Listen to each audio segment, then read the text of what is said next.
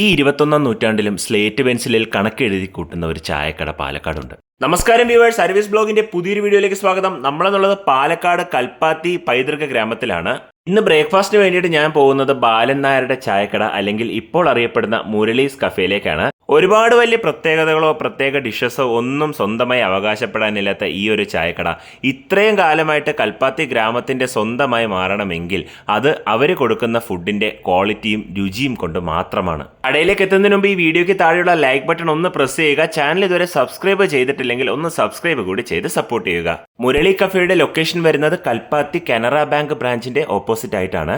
ബ്രേക്ക്ഫാസ്റ്റിന് പൊതുവെ ഇവിടെ ഭയങ്കര തിരക്ക് അനുഭവപ്പെടാറുണ്ട്. ഞാൻ പോയപ്പോൾ തിരക്ക് കുറച്ച് കുറവായതുകൊണ്ട് പെട്ടെന്ന് ഇരിക്കാൻ സ്ഥലം കിട്ടി. ആദ്യം ഞാൻ 2 വെള്ളയപ്പം പറഞ്ഞു. നല്ല ചൂട് സോഫ്റ്റ് വെള്ളയപ്പവും ചൂട് സാമ്പാറും നല്ല അടിപൊളി പൊട്ടുകടലയൊക്കെ ഇട്ട് അരച്ചിട്ടുള്ള ചട്നിയാണ് കിട്ടിയത്. മുരളി കഫേയിലെ മുളക് ചമ്മന്തിക്കും ഒരുപാട് ഫാൻസ് ഉണ്ട്. ചെറിയ ഉള്ളിയും ഉണക്കമുളകും കൂടി ചുട്ടരച്ച ആ ഒരു ടേസ്റ്റാണ് അതിനുണ്ടായിരുന്നത്.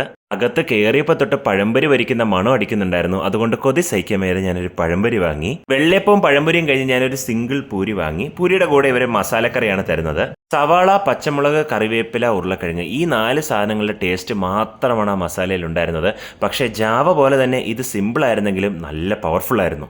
മുളക് ചമ്മന്തി ഇത്തിരി പോലും പ്ലേറ്റിൽ ബാക്കി വെക്കാൻ എൻ്റെ മനസ്സെന്നെ സമ്മതിച്ചില്ല. ഒരാൾക്ക് 100 രൂപയ്ക്ക് താഴെ വയറും മനസ്സും ഒരുപോലെ നിറയ്ക്കുന്നത്ര നല്ല ഭക്ഷണം കഴിക്കാൻ പറ്റുന്ന ഒരു കിഡിലൻ സ്പോട്ടാണ് മുരളി കഫേ. ബാലൻ നായരുടെ ചായക്കട എന്നാണ് ഈ അറിയപ്പെടുന്ന മുരളി കഫേ ആയതെന്ന് എനിക്കറിയില്ല. നിങ്ങൾക്കറിയാമെങ്കിൽ താഴെ ഒന്ന് കമൻറ്റ് ചെയ്തേക്കണേ.